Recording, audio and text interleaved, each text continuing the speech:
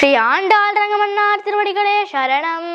மாரிமலை முழங்கில் மன்னி கிடந்துறங்கம் சீரிய சிங்கம் அறிவுத்த தீ விழித்து வேரிமயிர் பொங்க வெப்பாடும் பேர்ந்துதறி மூறி நிமிர்ந்து முழங்கி புறப்பட்டு போதருமா போலே நீ பூவை பூவண்ணா உன் கோயில் நின்னிங்கனே போந்தருளி கோப்புடைய சீரிய சிங்காசனத்திருந்து யாம் வந்த காரியம் ஆராய்ந்தருளேலோரெம்பாவாய்.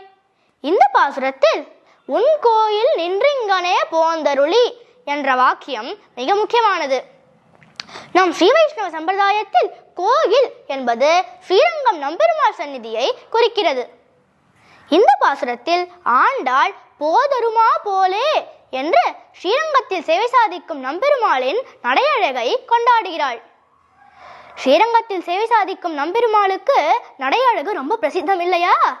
திருவாய்மொழி 6ஆம் பத்து 9வது பதிகம் 3ஆம் பாசுரத்திற்கான ஈடு வியாக்கியானத்தில் நம்பெருமாளின் நடையழகை பற்றி ஒரு கதை இருக்கு.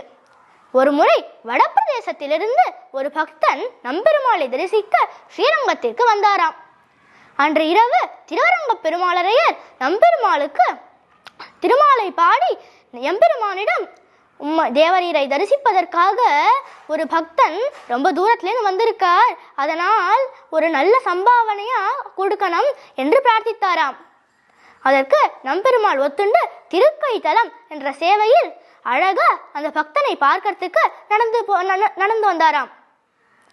வந்து கேட்டாராம், என்னை பார்க்கறதுக்காக அந்த பக்தன் ரொம்ப தூரம் நடந்து வந்தானே, அதற்கு என்னுடைய இந்த நடை ஈடாகுமா என்று கேட்டாராம்.